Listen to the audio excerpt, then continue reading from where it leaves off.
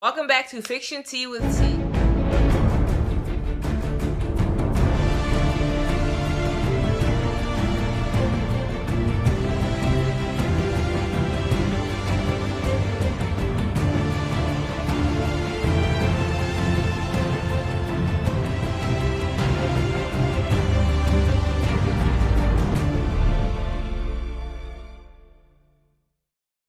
So today we're gonna do episode 7. Oh my god, it's juicy, y'all. It's juicy. Opening scene, we have Walter going after Carrie, the female version of Carrie. He's going after her. She's running for her life. She's freaking out. She's panicking. Everything is red. The background is red. It's very intense. He's whistling as he's creepishly walking behind her, like, and it gives off like this airy feeling as an audience watcher. Another intense scene, it goes to Lenny when she's interrogating David's sister Amy. And I loved how the background was all maps on the walls and how there were circular globe maps kind of just around her in the background, and how they zoomed up on Amy when she was terrified, and how they zoomed in on Lenny showing her different multitudes of crazy. And I thought that was really very good that they did with the camera scenes. They're always good with the camera shots, the way they zoom in and zoom back. It really intensifies the emotion that the characters are evoking in those scenes. So that was good. So then it goes to the scene with Oliver and the male version of Carrie, and both of them, or is the scientist guy, like, what's his name? His name is Carrie, and then the girl is Carrie. So it goes to the scene with Oliver and the scientist guy, aka Carrie, the male version, and they're trying to figure out how they're gonna go and help everyone, how they're gonna save everyone. And Carrie says, I got this headband that I made, this magnetic headband. We can put it on David. David can control his power, and we can help and save everyone. So Oliver's like, okay, I'm down. And that's how he ended up getting the suit from Oliver, and then went to go save Sydney. Hence the last episode, the previous episode before this one. It goes to this scene where everything is kind of white and there's only this one red space that Carrie and Sid are kind of confined in. And Carrie's like, look, the monster can't get us here.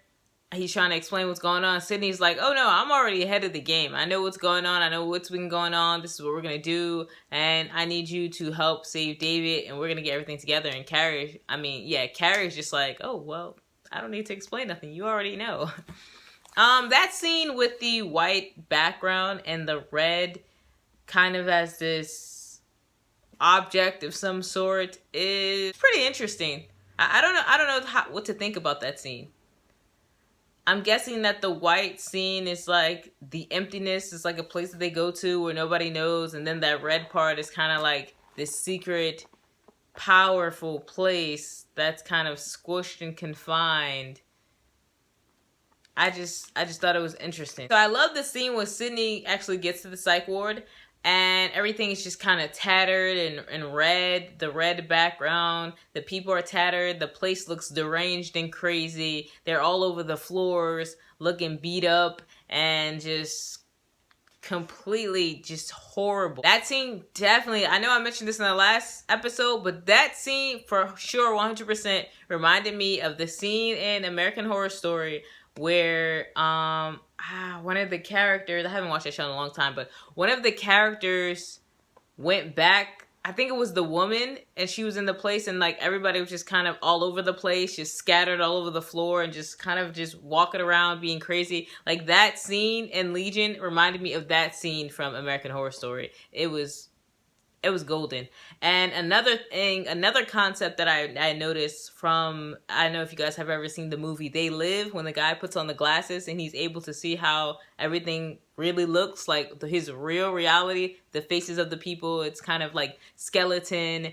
And that scene in Legion reminded me of that scene, or the entire movie scene, and They Live, where she puts on the glasses, Sydney puts on glasses, and she can see like what's really going on. And once she put the glasses on, everything is in black and white. And there's no psychotic people running around in her face trying to grab her. It's just black and white, and it's empty. and she goes around looking for everybody. It shows David, who is in a coffin, suffocating.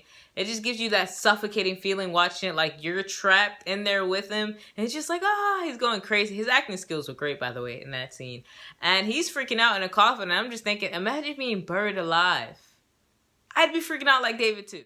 There's this cute scene that happens next with Oliver, who shows up with like his cocktails, and he's like saying poetic riddles, and Melanie sees him, and it's one of the cutest moments, and I'm just like, I felt for her, even though he kind of doesn't really know who she is. He doesn't really have an idea, and he's like talking to her, and she's just like so speechless, because she's like, oh my god, like you're really here, you're truly here, this is real. So then it goes to the scene of the guy who shot David, whose name I don't know yet.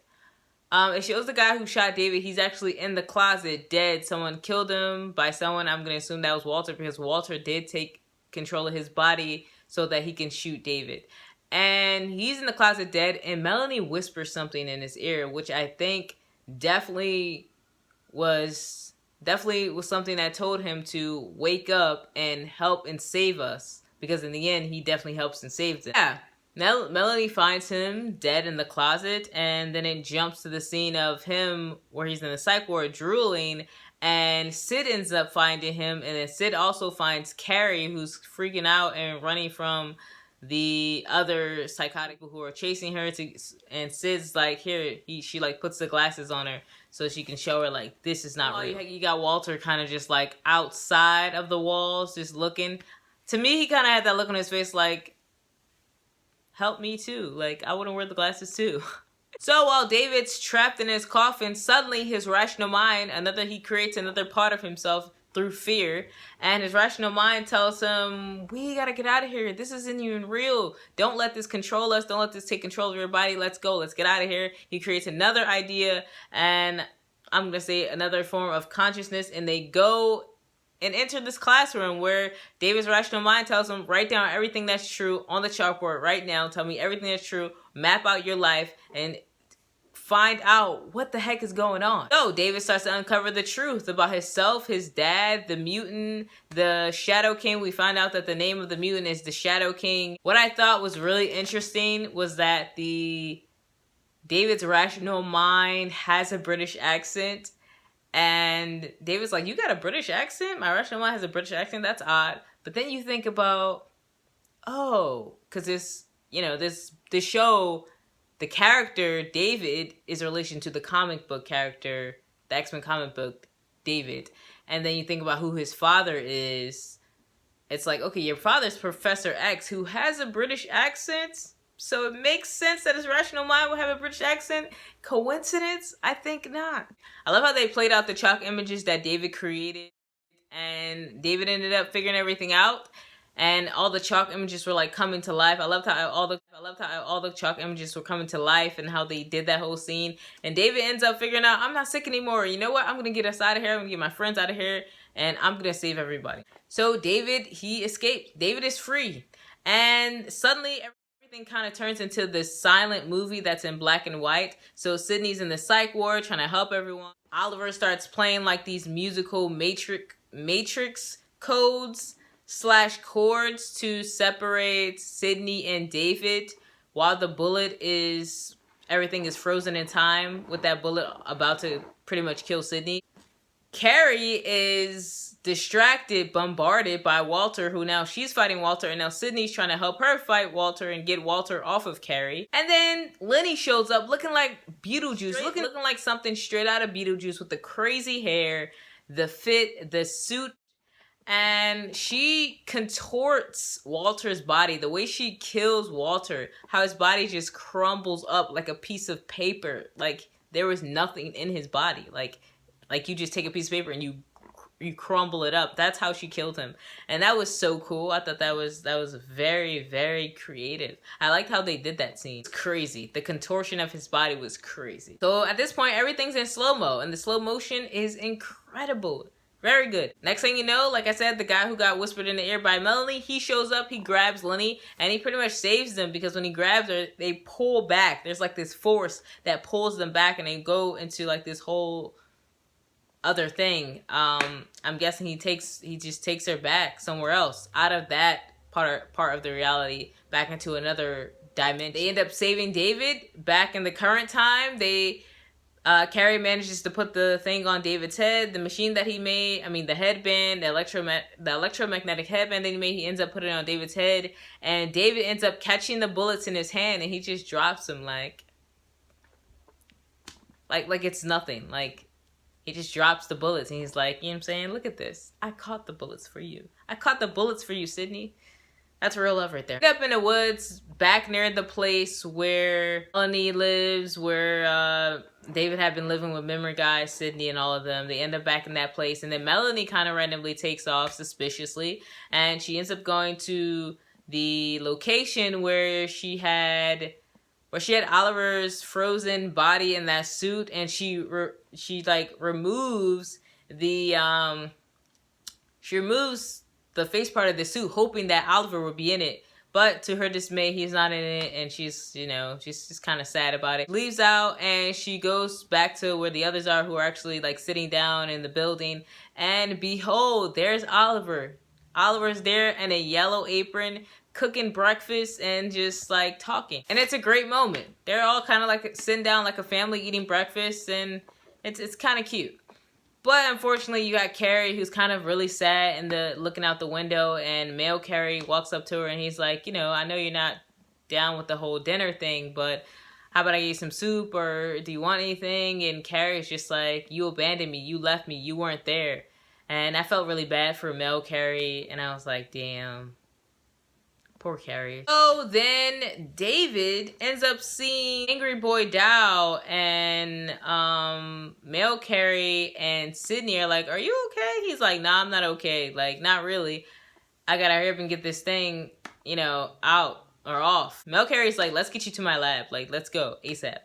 And there's also a scene where Oliver mentions about the crane and the wood guy, the same thing that the coffee machine mentioned. The same question that the coffee machine asked Melanie in one of the previous episodes. Have you ever heard about the story about the crane and the woodpecker, or the wood chopper, or something like that? And Melanie is like, no, explain it to me. And I'm like, oh, that was the metaphor? It was for those two? It was about them two? Okay, I got it. Next thing you know, they're all walking, heading to Carrie's lab, and they're walking through the woods, and then all of a sudden, the SWAT team pulls up on them while they're in the woods. The SWAT pulls up on Oliver and Melanie, and behold, guess who is there with them? The guy from episode 1 of season 1, the dude, the FBI governmental agent guy who's interrogating David in that room with Walter in the corner. That guy, yes, that guy shows up, and I'm just like, I forgot all about this guy. I thought he was dead. I don't know what happened to him. He shows up and his face is all burnt up and just like melted and ugly looking, and he has like one jacked up blind eye, and he's like, yeah, I know. Well, look, like he shows up like on a cane, and he's like, yeah, I had to go through some surgery, and I had to go through surgery, and it hurt really bad, but I see you're doing a pretty good job, David. And he's like, you know what? I only want David, so kill all his friends. And that triggers in David's mind a portal that takes us all the way back to where he has Lenny, aka the Shadow King, aka the Angry Boy, all trapped in the coffin. And you already know, Lenny, the eyes, it went through this whole changing. It went from being Lenny to the Shadow King to the Angry Boy, and it was like switching, interchanging back and forth, showing the craziness of him about to explode and release that back out, release that part of him, that Shadow King back out, and then it breaks open the coffin, and you see the yellow eye just kind of like peeking. And you're like, oh, on and popping. Can't wait for the final episode. I'm super psyched about it. So if you like this video, give it a thumbs up. And don't forget to get a copy of Reign by T. Outlaw, psychological science fiction thriller. Similar to this show, similar to X-Men, but got my own twist on it. And completely different at the same time. So if you would like to purchase a copy, hit the link below. And I will see you all next time.